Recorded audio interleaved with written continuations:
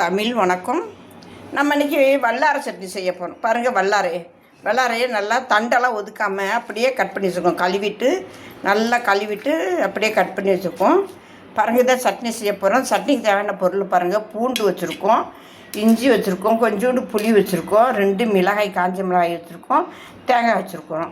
இப்போ சட்னி இந்த வல்லாரையை லைட்டாக வதக்கிக்கிடுவோமே. பாருங்கள், ஒரு சட்டி வச்சுட்டோம், கொஞ்சம் உப்பு போட்டுக்கிட்டோம். இந்த வல்லாரையும் இந்த உப்பு கூட போட்டுருவோம். அது தேவையான போட்டுக்கிட்டோம். இந்த வல்லாரையும் இந்த உப்பும் எண்ணெயெல்லாம் போடல, சும்மா தான் வதக்குறோம். பாருங்க, அதை வதக்கிட்டோம். லைட்டாக அரை வதக்கினா போதும். உப்பு மட்டும் போட்டு வதக்கிருக்கோம், எண்ணெய் போடாமல். இப்படியே கொஞ்சம் ஸ்டவ் நிறுத்திடுவோமே. பாருங்க, வல்லாரை ஆறிடுச்சு. உங்களுக்கு ஜாமெல்லாம் பறிச்சு வச்சுருக்கோம். அதெல்லாம் ஒரு மிக்ஸி ஜாரில் போட்டுருவோமே.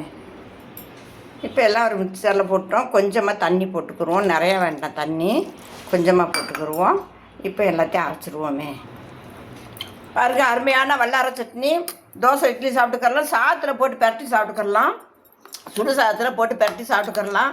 அருமையான வல்லாரை சட்னி பாருங்கள். இந்த மெத்தடில் அரைச்சி சாப்பிட்டு பாருங்கள், சூப்பராக இருக்கும்.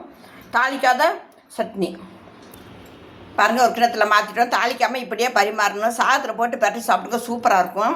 சுடு சாதத்தில் போட்டு பரட்டி சாப்பிட்டோம்னா அவ்வளோ அருமையாக இருக்கும் இந்த சட்னி. இது மாதிரி செஞ்சு சாப்பிடுங்க. சுகர் உள்ளவங்களுக்கெல்லாம் ரொம்ப நல்லது. தாளிக்காமல், எண்ணெய் சேர்க்காமல், கொலஸ்ட்ரால் இல்லாமல் சாப்பிட்றதுக்கு ரொம்ப நல்லது. அருமையான சட்னி. குழந்தைகள் கூட்டுறதுக்கும் நல்ல சட்னி. பூண்டு, இஞ்சி கொஞ்சம் நிறையா வச்சுக்கோங்க. அருமையான சட்னி பாருங்கள், சாப்பிட்டு பாருங்கள், அருமையாக இருக்கும்.